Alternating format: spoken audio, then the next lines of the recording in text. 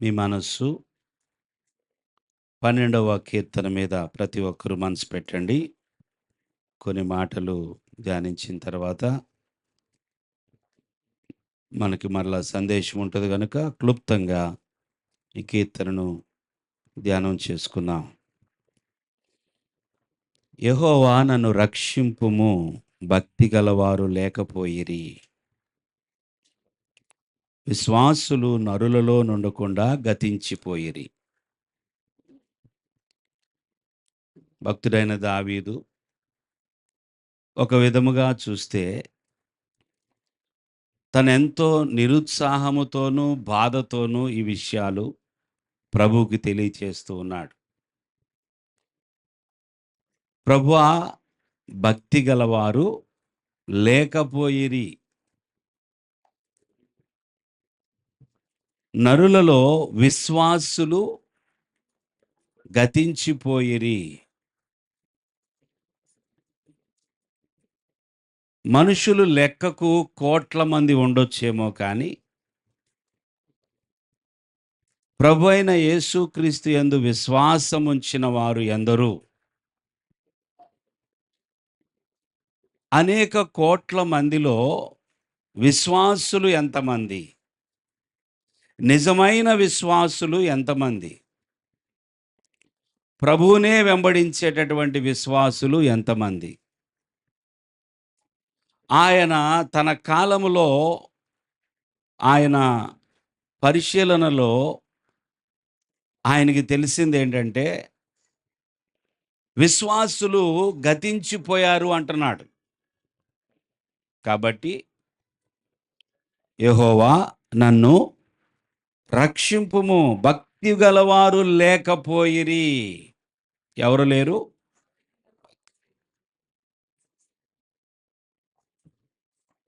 భక్తి అనేది రోజు రోజుకి తరిగిపోతది అనే ఒక విషయాన్ని ఇక్కడ తను తెలియపరచాలనుకుంటున్నాడు.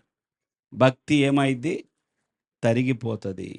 దేవుని యందు విశ్వాసము కోల్పోయేటటువంటి పరిస్థితులు ఉంటాయి. దేవుని యందు నమ్మకము, విశ్వాసము కలిగిన వారు మనకి కరువైపోతారు, దొరకరు అనే విషయాన్ని మనం ఇక్కడ గమనిస్తున్నాం. అంత్య దినాలలో ఇది మనము మరి ఎక్కువగా చూడబోతున్నాం.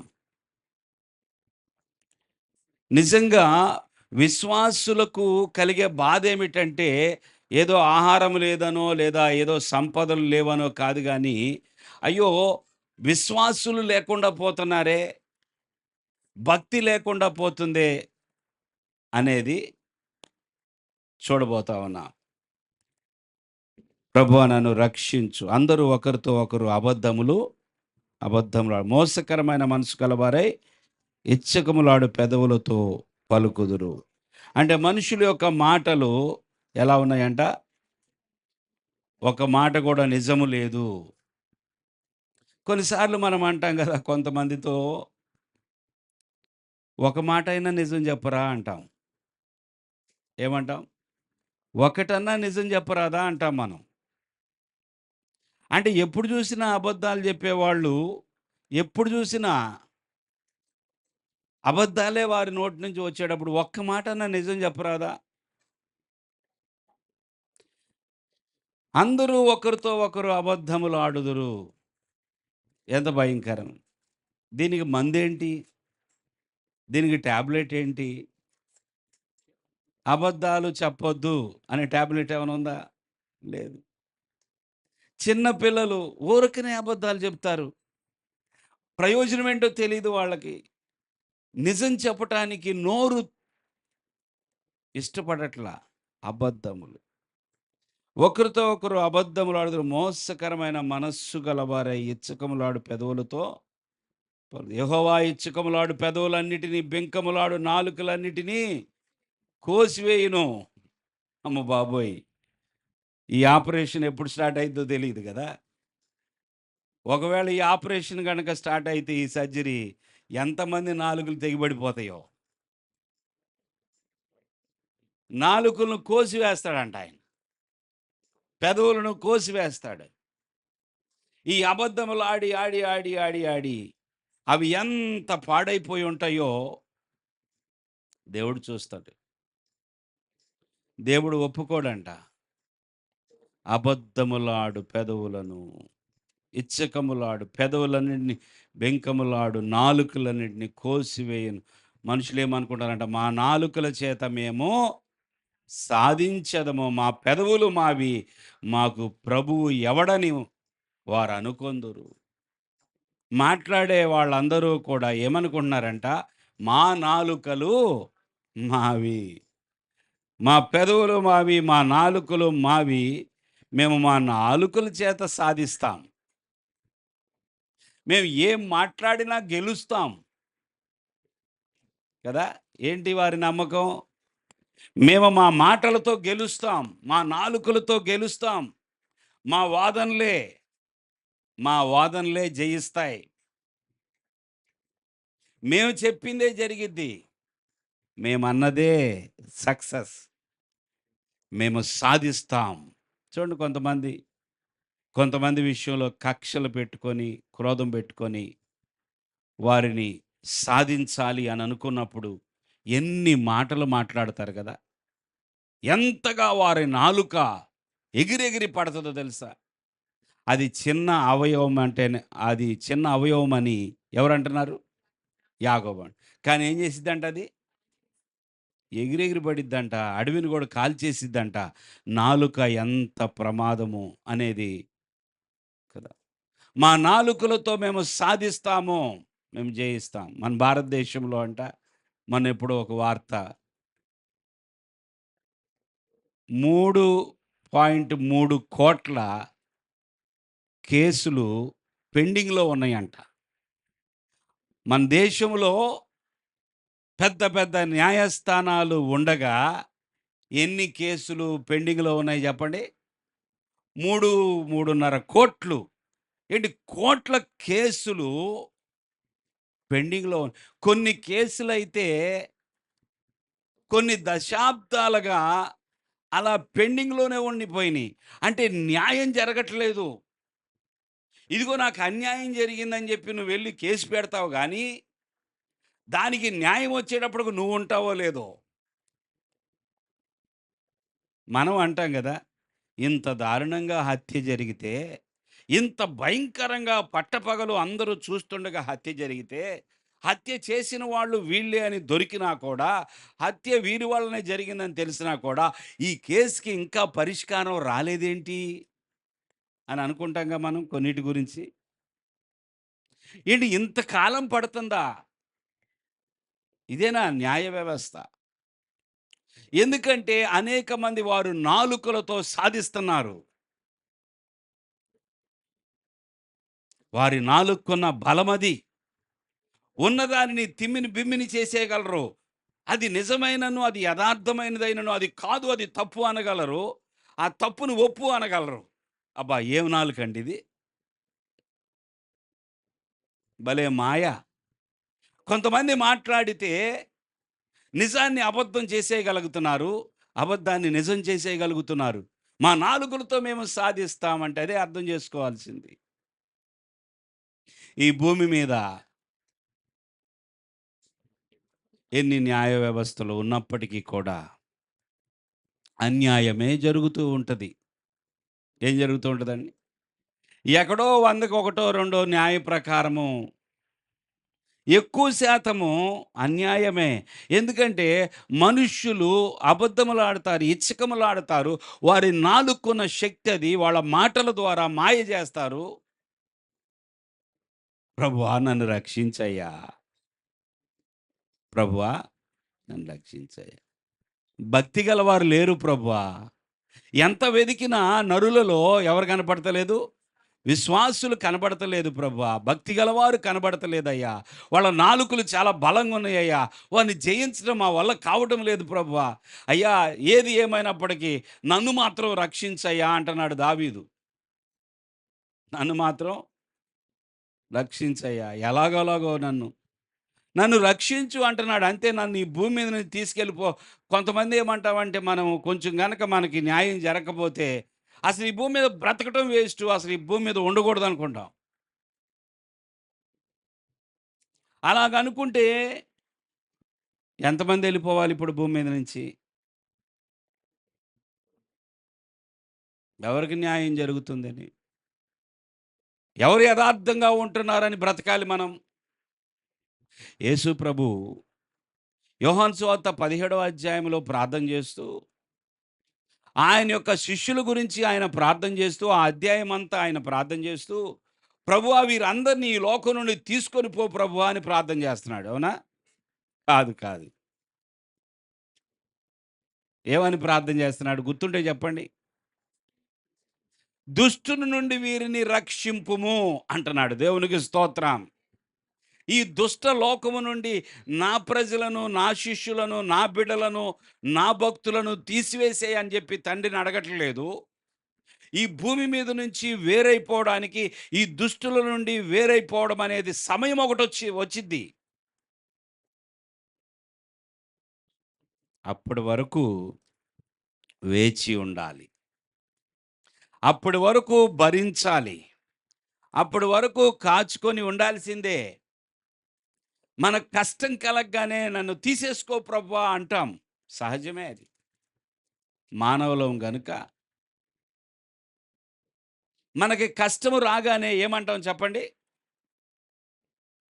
మన కష్టాన్ని మనము దాటలేకపోతే, మన కష్టము, మన శ్రమ మనము అనుకున్న దానికంటే మించిపోయినప్పుడు మనం ఏమనుకుంటామో తెలుసా? ఈ లోకం వద్దు ప్రభా, ఈ జీవితం వద్దు ప్రభా, నన్ను తీసేసుకో ప్రభా అంటాం. కాదు, కాదు, కాదు. మనము ఈ లోకములోనే ఉండాలి కానీ దుష్టుని నుండి మాత్రం తప్పించబడాలి. దేవునికి స్తోత్రం. మన లోపలికి దుష్టత్వము, మన లోపలికి ఆ పాపము, మన లోపలికి ఆ కీడు ప్రవేశించకుండానట్లుగా మనం ఎప్పటికప్పుడు ప్రభువా నీ సహాయం కావాలి. దేవునికి స్తోత్రం చెల్లిద్దాం. ఎప్పటికప్పుడు ప్రభువా నీ సహాయం కావాలి ప్రభువా. నువ్వు నాకు తోడుగా ఉంటే, ఇప్పుడే కదా పాడాం, నీ తోడు నాకుంటే, నువ్వు నాకు తోడుగా ఉంటే చాలు ప్రభువా. ఈ భూమి మీద నా తండ్రి ఈ దుష్టత్వం నాకు అంటకుండా నన్ను రక్షించు నాయనా. మనలను దేవుడు పాపముల నుండి రక్షించాడు. పాపమునకు వచ్చే శిక్ష, ఆ మరణము, ఆ రెండవ మరణము మన మీద ఏలుబడి చేయదు. అయితే మనకి అనుదినము రక్షణ కావాలి. దేని నుండి రక్షణ కావాలి చెప్పాలండి? దుష్టుని నుండి రక్షణ కావాలి. కీడు నుండి తప్పించుము. పరలోక ప్రార్థనలో ఏమని ఉన్నది? కీడు నుండి తప్పించుము. ప్రతి విధమైన పాపము నుండి, దుష్టత్వము నుండి తప్పించు నాయనా. నేను ఒక దుష్టుడిగా బ్రతకూడదు. నువ్వు నన్ను ఎలాగూ క్షమించావు, నా పాపాలన్నీ తుడిచివేశావు. ఇక నేను ఆ దుష్టత్వములో కొనసాగకూడదు, ఆ పాపములో జీవించకూడదు. నేను లోకములోనే ఉంటాను కానీ లోకము నాకు అంటకూడదు. దేవునికి స్తోత్రం. ఇది క్రైస్తవ జీవితం. లోకములోనే ఉంటాం. ఏమంటించుకోకూడదు? లోకాశలను అంటించుకోకూడదు. లోకం మన లోపలికి రాకూడదు. నీళ్ళలో లేదా ఓడ ప్రయాణం చేస్తూ ఉంటుంది. ఎప్పుడైతే ఆ నీళ్లు ఓడలోకి వస్తాయో, ఓడ ఉంటుందా? ఉండదు. అది నీళ్ల మీదే ఉంటుంది. ఎన్ని సంవత్సరాలైనా సరే నీళ్ల మీదే ప్రయాణం చేస్తూ ఉంటుంది ఆ ఓడ. కానీ ఆ ఓడలోనికి ఏం రాకూడదు? అది నీళ్ళల్లో ఉంటుంది కానీ నీళ్ళు ఎక్కడికి రాకూడదు? లోపలికి రాకూడదు కదా. తామర పుష్పం అంట, తామరాకు ఎక్కడ పెరిగిద్ది? అది నీళ్ళల్లోనే పెరిగిద్ది. దానికి ఏ భూమి అవసరం లేదు. అది పెరిగేదే నీళ్ళల్లో. నీళ్ళల్లో ఎలా పెరుగుతుందండి ఆకులు? ఆ చెట్టు ఎలా పెరుగుతుందంటే వెళ్ళి చూద్దాం ఎలా ఉంటుంది. నీళ్ళల్లోనే, దాని వేర్లు నీళ్ళల్లోనే, అంతా నీళ్ళల్లోనే. కానీ ఒక్క చుక్క నీరు ఉంటుంది దాని మీద? దేవునికి స్తోత్రం చెల్లించండి. ఒక్క చుక్క నీరు ఉండదు. అయ్యో! ఏం చేయలేకపోతున్నాను బ్రదర్. నా చుట్టూ భయంకరమైన వాళ్ళున్నారు బ్రదర్. నేను ఎవరి మధ్యలో పనిచేస్తున్నానంటే, భయంకరమైనటువంటి పాపులు, దుష్టుల మధ్యలో ఉన్నాను. అందుకే అనేక సార్లు నేను ఇలా పడిపోవాల్సొస్తుంది అని అంటున్నావు అంటే, నిజంగా నీవు దేవుని మీద, దేవుని రక్షణ మీద నమ్మకం, విశ్వాసం పెట్టలేదు. నువ్వు నిజంగా దేవుని భయం నీకు లేదు గనుక, నీవు దుష్టుల మధ్యలో నేను దుష్టుడినైపోయాను అంటున్నావు గానీ, దుష్టుల మధ్యలో నా చుట్టూ ఎలాంటి వాళ్ళున్నారో తెలుసా? అయినా నేను నా ప్రభువు కోసం నిలబడుతున్నానని చెప్పాలి. హల్లెలూయా! హల్లెలూయా! నన్ను చుట్టూ అన్నీ ఒత్తిడి చేస్తున్నాయి. నా మీద ఎన్నో ఒత్తిడులున్నాయి. కానీ అయినను నేను ప్రభువు కొరకు సాక్షిగా నిలబడగలుగుతున్నాను. నేను ప్రభువు మార్గంలో నడవగలుగుతున్నాను. నా నాలుకను నేను నా స్వాధీనంలో పెట్టుకున్నాను. దేవునికి స్తోత్రం. నా నాలుకను నేను స్వాధీనంలో పెట్టుకున్నాను. మన మనస్సుని లేదా మన నాలుకని స్వాధీనంలో పెట్టుకోకపోతే నష్టం జరిగిద్దని బైబిల్ చెప్తుంది. తన మనస్సుని అణుచుకొని లేనివాడు పాడైపోయిన, ప్రాకారం లేకుండా పాడైపోయిన పురము లాంటి వాడు. మన మనస్సుని ఆధీనంలో తెచ్చుకోవాలి. మన నాలుకని కూడా ఏం చేయాలా? మన ఆధీనంలో ఉంచుకోవాలి. దేవుని స్తోత్రం. చూడండి, ఒక మాట ఎవరైనా అన్నప్పుడు మనం 10 మాటలు తిరిగి వారికంటే చెడ్డ మాటలు ఒక 10 మాటలు వారితో అంటే వారు నోరు మూసేయొచ్చు. ఓ 10 మాటలు ఎవరైనా మనల్ని అన్నప్పుడు మనం సరైంది ఒక్క మాట మాట్లాడితే వారికి చెంప మీద కొట్టినట్టు ఉంటుంది. దేవుని స్తోత్రం. హల్లెలూయా! మా నాలుకలతో మేము సాధిస్తాం, మాకు ప్రభు ఎవడు అంటారంట. అది మోషే కాలంలో ఫరో రాజు ఏమంటాడు? మోషే వెళ్ళి, అయ్యా రాజా, నా ప్రజలైన ఇశ్రాయేలీలను పంపించు, మేము అరణ్యములోకి వెళ్ళి దేవుని పూజించి వస్తాం, ఆరాధన చేయాల, మా ప్రభుకి బలులు అర్పించాలంటే, యెహోవా ఎవడో, నీ ప్రభు ఎవడో? ఫరో అలా మాట్లాడాడు. ఏం జరిగింది చివరికి? అంతా కోల్పోయాడు. తన దేశములో ఉన్న సంపద కోల్పోయాడు, సైన్యాన్ని కోల్పోయాడు, మనశ్శాంతిని కోల్పోయాడు, కుమారుని కోల్పోయాడు. ఏమన్నా ఉందా ఫరోకిక చివరికి? ఉందా? ఆస్తి మొత్తం పోయింది, మొత్తం పాడైపోయింది. 10 తెగుళ్ళు వచ్చినాయి. యెహోవా ఎవడు అంటావా? నువ్వు ఆ దేశానికి రాజు అయినంత మాత్రాన, నువ్వు బలమైన రాజు అయినంత మాత్రాన, నీకు బలమైన సైన్యము, గొప్ప రథాలు ఉన్నంత మాత్రాన ప్రభు ఎవడో? పంటలు పోయినాయి, పంటలన్నీ పోయినాయి, బిల్డింగులు పాడైపోయినాయి, పశువులు పాడైపోయినాయి, మనుషులు అనారోగ్యం పాలైపోయారు. గొప్ప సైన్యం దేన్ని చూసైతే రాజుకి అతిశయం దేన్ని బట్టి ఉంటుంది చెప్పండి? ఏ రాజుకైనా సైన్యాన్ని బట్టేగా. ఇప్పుడు మన దేశానికి మనం గర్వకారణంగా ఏం చెప్పుకుంటాం? మన సైన్యాన్ని బట్టి, అంతేనా? మరొక దేశము వారి సైన్యాన్ని బట్టి, వారికున్న ఆయుధాలు, మా దగ్గర ఏమున్నాయో తెలుసా? ఇప్పుడు అంతా అదే జరుగుతుంది కదా. మా దగ్గర ఎన్ని లక్షల మంది సైన్యం ఉన్నారో.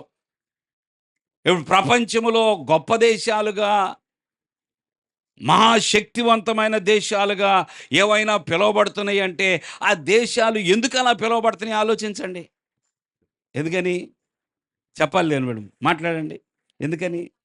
సైన్యాన్ని బట్టి, ఆయుధ సంపత్తిని బట్టి, అంతే కదా. దాన్ని చూసి అతిశయించి, దాన్ని చూసి గర్వపడి దేవుడెవరో అన్నారనుకోండి, ఓ టైం వస్తుంది. ఫరో, నువ్వు చెప్పిన ఆ యెహోవా ఎవడు? నేను భయపడటానికి నువ్వేదో వచ్చి చెప్పగానే, నీకు ఒక దేవుడు ఉన్నాడని, ఆ దేవుడి దగ్గరికి వెళ్ళి నువ్వు పూజ చేయాలని చెప్పగానే, నేను నీ మాట వినటానికి, నీకు లొంగిపోవడానికి, నీ దేవుడికి భయపడటానికి అసలు ఆయన ఎవడో? ఆ ప్రభు ఎవడు?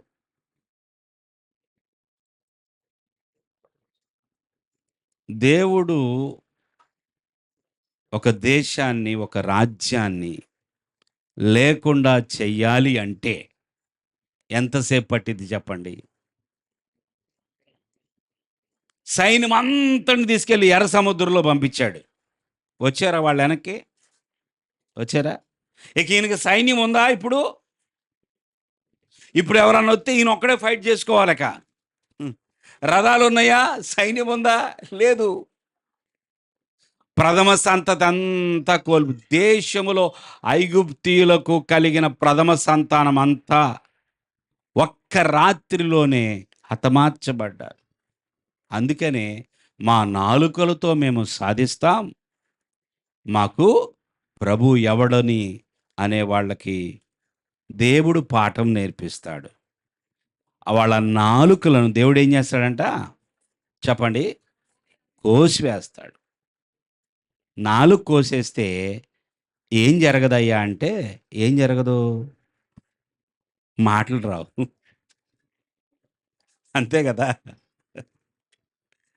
అది ఉంటేనే కదా వచ్చేది మాటలు. దేనిని బట్టి మాట్లాడుతున్నాం అది కోసివేయబడితే మాటలు ఉంటాయా ఇంకా?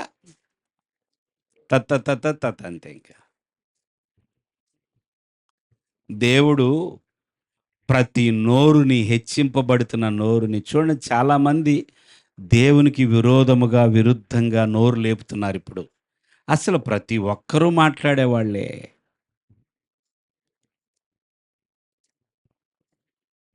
యేసు ప్రభు అంటే ఇంకా అలుసు. మరీ ఇక మన దేశంలో అయితే చెప్పక్కర్లే లేదు. ఎవరైనా మాట్లాడతారు.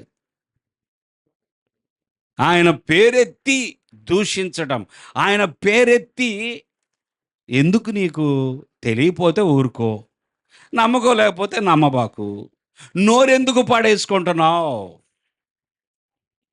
కదా? నోరు పడిపోయిందంటే మాట్లాడవు కదా ఇక. ఆ నోరే పడిపోయింది అనుకోండి, పక్షవాతం వచ్చినప్పుడు కొంతమందికి ఏమైంది ఇప్పుడు చెప్పండి? నోరు పడిపోయింది. అప్పుడు దాకా చాలా బాగా మాట్లాడుంటారు మనతో వాళ్ళు, కానీ నోరు పడిపోయిన తర్వాత ఏముండదు ఇక, సైకిల్ మాత్రమే చేస్తారు. దేవుని నామం ఎత్తి దూషించడము, దేవుని నామాన్ని బట్టి అపవిత్రంగా, హేళనగా మాట్లాడటము, మనుషుల్లో ఇది పెరిగిపోయింది. దావీదు కాలంలో కూడా దావీదు చూశాడు అది.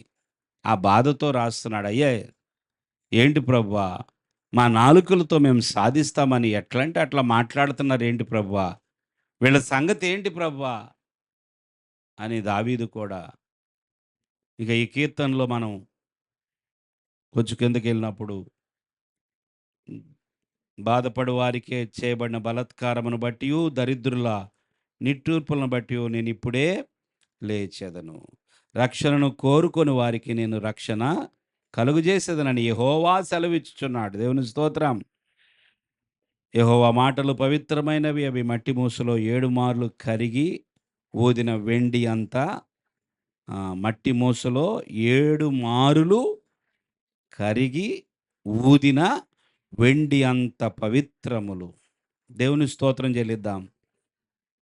దేవుని మాటలు ఎంత పవిత్రమైనవి. యెహోవా నీవు దరిద్రులను కాపాడెదవు, ఈ తరము వారి చేతుల నుండి వారిని నిత్యము రక్షించెదవు. నరులలో నీచ ప్రవర్తన ప్రబలమైనప్పుడు దుష్టులు గర్విష్ఠులై నలుదిక్కులా తిరుగులాడుదురు. దేవుని యొక్క మాట విలువైనది, ఆయన మాట పవిత్రమైనది, ఆయనే రక్షకుడు అని చెప్తూ ఉన్నాడు ఆయన. దేవుని యొక్క మాట కంటే పవిత్రమైన మాట ఈ భూమి మీద మరొకటి లేదు. దేవుని స్తోత్రం. ఎందరు ఎన్ని మాటలు మాట్లాడినా పవిత్రమైన మాటలు దేవునివి. దేవునికి స్తోత్రం. ఆయన పలికిన మాటలు, ఆయన చెప్పిన మాటలు, ఆయన మాట్లాడే మాటలు, ఆ మాటలే పవిత్రమైనవి. మనకి పవిత్రమైన మాటలు దొరికితే మనం రక్షింపబడతాం. హల్లెలూయా. మనను దుష్టత్వము నుండి కాపాడేవి ఆ పవిత్రమైన మాటలే. మనలో ఉన్న ప్రతి విధమైన అపవిత్రతను కడిగివేసేవి ఆయన అందుకే యోహాను సువార్తలో కూడా నీ వాక్యమును బట్టి, నీ మాటను బట్టి వీరిప్పుడు పవిత్రులైరి. గుర్తొస్తుందా ఆ మాట? నీ మాటలను బట్టి ఇప్పుడు వీరు పవిత్రులైరి. అంటే దేవుని యొక్క మాట పవిత్రమైనది. ఆ మాటను మనం తీసుకుంటే మనం పవిత్రులం. చప్పట్లు కొడదాం దేవునికి. అపవిత్రమైన మీ పిల్లలు, అరే ఎవర్రా నీకు ఈ విషయాలు చెప్పింది? నీకెవరు నేర్పించారు ఈ మాటలు అంటే, వాడు చెప్తాడు, అదిగో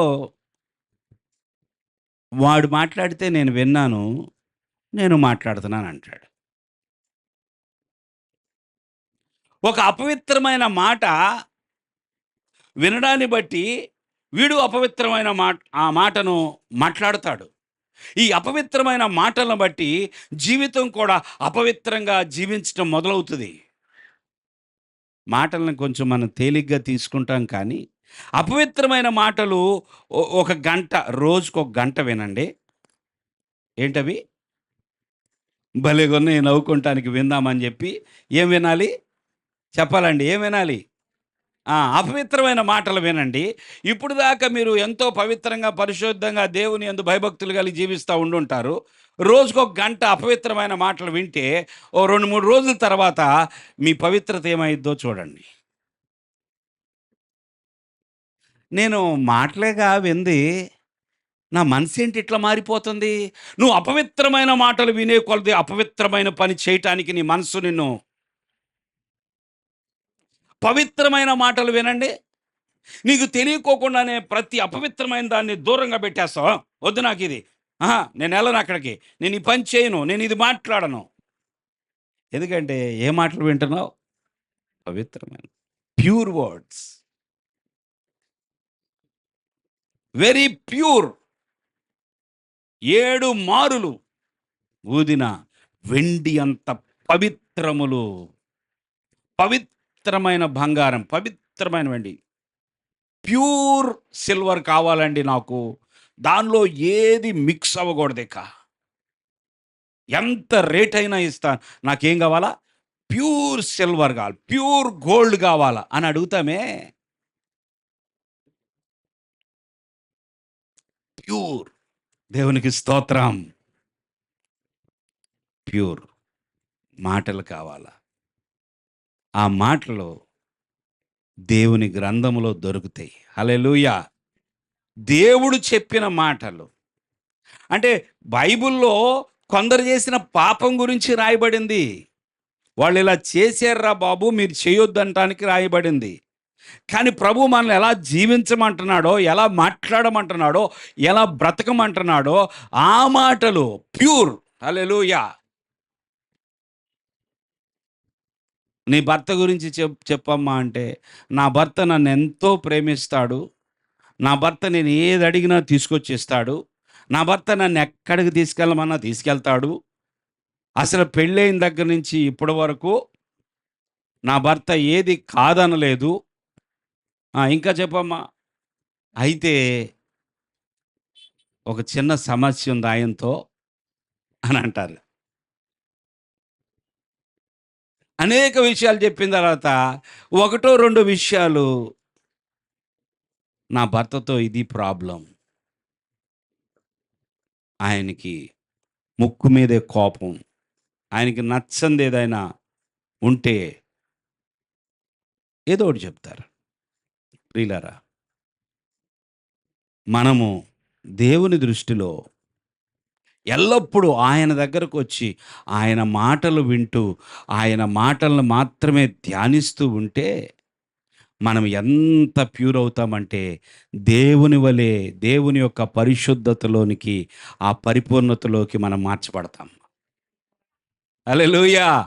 ఈ పవిత్రమైన మాటలు మనలోకి ప్రవేశించే కొద్ది చూడండి, అపవిత్రమైన నీరు తాగే కొద్దీ రోగాలు పెరిగిపోతాయి. పవిత్రమైన నీళ్లు కడుపులోకి వెళ్ళే కొద్దీ నీకు లోపల ఉన్న కల్మషం అంతా పోతూ ఉంటుంది, నీకు ఆరోగ్యం పెరుగుతూ ఉంటుంది. ఏ ప్రవాహం కావాలండి? ఎవరి మాటలు వినాలి? ఎవరి మాటలకు చెవులు కోసుకోవాలి? చెప్పండి. దేవుని మాటలకి. ఏవో మాటలు వినాలని తాపత్రయపడుతున్నామేమో.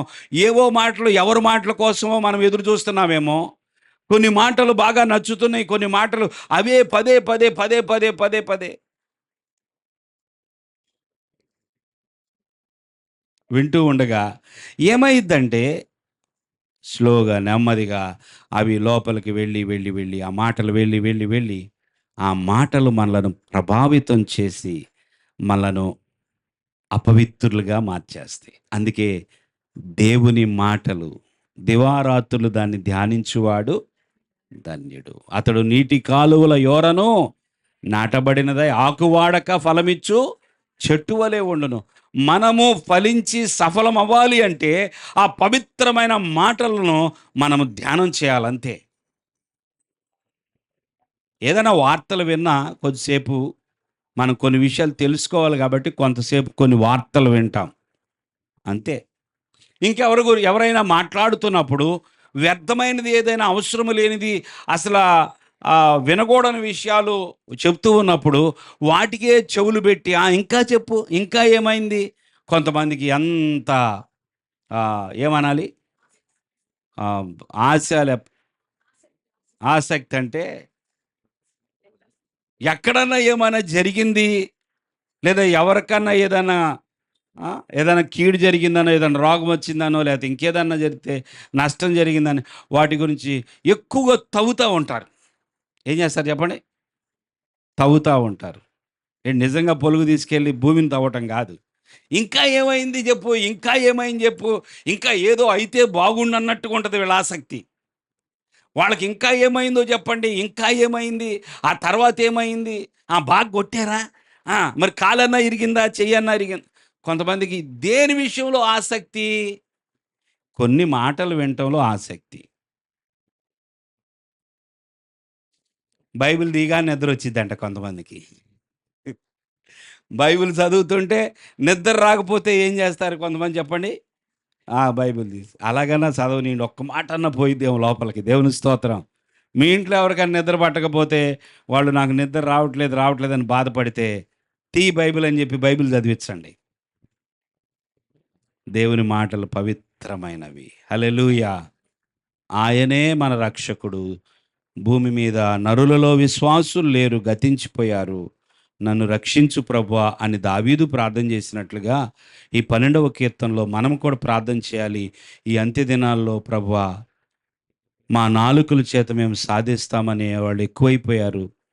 దుష్టత్వం పెరిగిపోయిందయ్యా. నరులలో నీచ ప్రవర్తన, ఆఖరి వచనంలో ఏముంది? నరులలో నీచ ప్రవర్తన ప్రబలమైనప్పుడు దుష్టులు గర్విష్ఠులై నలుదిక్కులా తిరుగులాడుదురు. దుష్టులు తిరుగుతారంట. ఎక్కడ చూసినా దుష్టులు తిరుగుతారు. జాగ్రత్త. నరులలో ఏ ప్రవర్తన? నీచ ప్రవర్తన ప్రబలమైపోయినప్పుడు దుష్టులే తిరుగుతారు. నువ్వు జాగ్రత్త. నీ బిడ్డలు జాగ్రత్త. దేవుని స్తోత్రం. లోకము బాగోనప్పుడు నువ్వేం చేయాలో తెలుసా?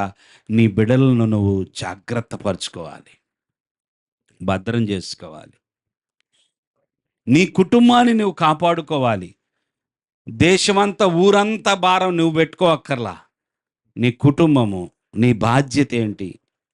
నీ బిడ్డల నోట నుండి దుష్ట మాటలు రాకుండా, నీ బిడ్డలు అపవిత్రమైన వాటి గురించి ఆలోచించకుండా ఉండినట్లు పవిత్రమైన వాటిని. చాలాసార్లు తల్లిదండ్రులు బాగా బిజీ అయిపోయినప్పుడు పిల్లలు ఎవరెవరి దగ్గరికో వెళ్ళి కూర్చుంటారు కదా. వాళ్ళకి ఏ ఫీడింగ్ జరిగిద్దో తెలియదు మనకి. మరి వాళ్ళు ఎక్కడో చోట కూర్చోవాలి, ఎక్కడో చోట ఆడుకోవాలి, ఎవరితో ఒకరితో ఉండాలి కదా. ఉండాల్సినప్పుడు వారికి ఎవరు ఏం చెప్తున్నారో తెలీదు, అన్నీ ఎక్కించుకుంటారు. రేపొద్దున వారు ఫలిస్తారు. ఏమవుతారు? లోపలికి వెళ్ళిన విత్తనము ఊరకనే ఉంటుందా? ఫలించిద్ది. అది ఫలించినప్పుడు పండు వచ్చిద్ది. ఆ పండు వచ్చినప్పుడు ఈ తల్లిదండ్రులు అనుకుంటారు కదా, ఇదేంటి ఎలాంటి పండు పుట్టింది నా పిల్లోడికి. ఎవరో విత్తనం వేశారు బాబు. ఎవరు వేశారో. దుష్టుడు ఎప్పుడు విత్తనాలు వేస్తూ ఉంటాడు. ఏమేస్తాడు? మంచి విత్తనాలు ఆయన జల్లుతూ ఉంటే చెప్పండి, చెడు విత్తనాలు అందరూ పడుకున్నాక యజమానుడు చూడనప్పుడు ఆ దుష్టుడు వచ్చి ఏ విత్తనాలు వేస్తాడంట? గోధుమల మధ్యలో గురుగులు నాటి వెళ్ళిపోతాడు. మీరు అనుకుంటారా మా పిల్లలంతా పర్ఫెక్ట్గా ఉన్నారనుకుంటారు. చాలా పర్ఫెక్ట్గా పెంచుతున్నాం అనుకుంటారు. ఏటి 3 పూట్ల భోజనం ఇచ్చేసి వాళ్ళకి కావాల్సింది అడిగిందంతా ఇచ్చేస్తే పర్ఫెక్ట్ అనుకుంటాం మనం. ఏం విత్తనాలు పడుతున్నాయో తెలీదు. గురుగులు మొలిసిన తర్వాత ఏం చేయాలో అర్థం గాక ఈ లోకం అంతానికి రాబోతుంది గనుక నన్ను రక్షించు ప్రభువా, నా బిడ్డను రక్షించు. ఈ రక్షించు అనే మాట నేనేం చెప్తున్నాను? రక్షణ అనుభవం గురించి మాట్లాడతలా. అనుదినము కీడు నుండి, దుష్టుని నుండి రక్షించు, దాని గురించి మాట్లాడుతున్నా నేను. మనమందరం రక్షింపబడ్డ వారమే. యేసు ప్రభుని మన హృదయంలోకి మనం పిలుచుకున్నాము, మన పాపాలు ఒప్పుకొని మారు మనసు పొంది రక్షింపబడ్డ వాళ్ళమే. రక్షింపబడిన మనము ప్రతిదినము రక్షింపబడాలి. దేవునికి స్తోత్రం చెల్లిద్దాం. దావీదులాగా ప్రార్థన చేద్దాం. అయ్యా నన్ను రక్షించి ఈరోజు ఏ దుష్టత్వం, ఏ కీడు నా లోపలికి వచ్చిద్దో నేనే కీడు చేస్తాను. ఆ కీడులన్నిటి నుంచి నన్ను విడిపించయ్యా. దేవునికి స్తోత్రం. అటువంటి కృప దేవుడు మనకు అనుగ్రహించును గాక. చిన్న ప్రార్థన చేసుకుందాం.